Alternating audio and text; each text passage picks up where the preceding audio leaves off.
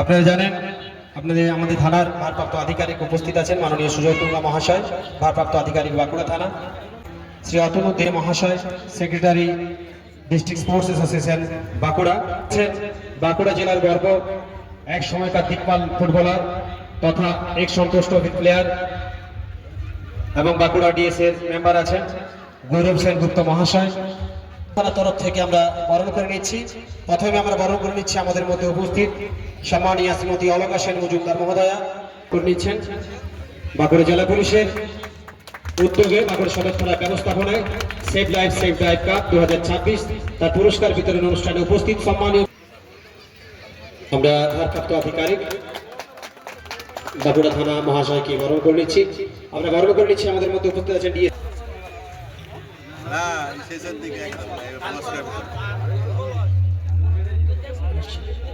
সন্তোষ ট্রফির প্লেয়ার এবং বাঁকুড়া ডিএস এর সদস্য রয়েছে। আমরা অত্যন্ত আনন্দিত আজকের এই সুন্দর দিনে তার উজ্জ্বল উপস্থিতির জন্য।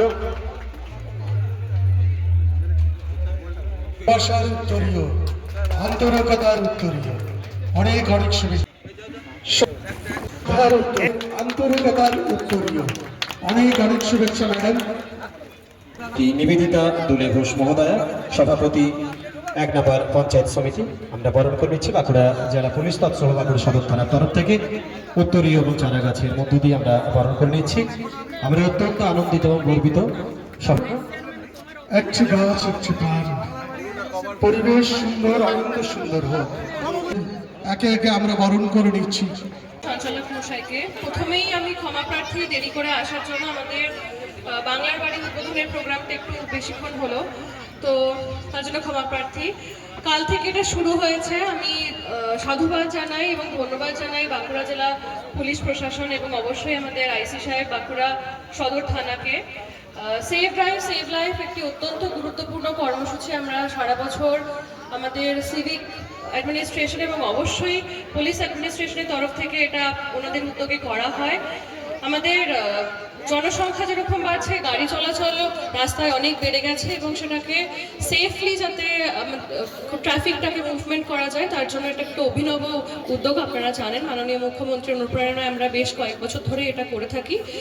পুলিশ প্রশাসনের অত্যন্ত গুরুত্বপূর্ণ একটি স্কিমের মধ্যে এটি।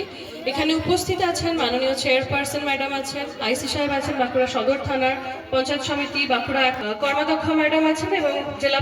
আমি এখান থেকে আন্তরিকভাবে ধন্যবাদ এবং শুভেচ্ছা জানাচ্ছি বাঁকুড়া 1 নম্বর ব্লক এবং পঞ্চায়েত সমিতির তরফ থেকে। কালকে আমাদের বাঁকুড়া 1 নম্বর ব্লক এবং বাঁকুড়া 2 নম্বর ব্লক, যেটা আমাদের বাঁকুড়া সদর থানার আন্ডারে পড়ে, কালকে আমাদের এই নকআউট টুর্নামেন্ট আরম্ভ হয়েছিল এবং আজকে আমি শুনলাম আমাদের কালপাথর বাঁকুড়া 1-এর এবং ফাইনাল হয় জুনবেদিয়া বাঁকুড়া 2 এর। উইনার হয় বাঁকুড়া 2, তাই তো? তো আমি কনগ্রাচুলেশনস জানাচ্ছি উইনার্সদেরকে এবং রানার্স আপদেরকেও কনগ্রাচুলেশনস। পরের বছর বাঁকুড়া 1 জিতবেই জিতবে, এইটা আমি দৃঢ় প্রতিজ্ঞা করছি এবং চাইবো আমাদের ব্লকে যেন যেতে। আরেকবার আমি সবাইকে ধন্যবাদ জানাচ্ছি, বিশেষ করে আইসি সাহেবকে ধন্যবাদ জানাচ্ছি এটা উদ্যোগ নেওয়ার জন্য এবং এটা কি ব্লক 1-এ করার জন্য। পরের বছর আরও যাতে বেশি টিম পার্টিসিপেট করে এবং এটা আরও কয়েকদিন ধরে হয়, আমরা সবাই সব রকমভাবে চেষ্টা করবো এবং ব্লক 1 এবং পঞ্চায়েত সমিতির তরফ থেকেও আমাদের সহযোগিতা থাকবে। Thank you.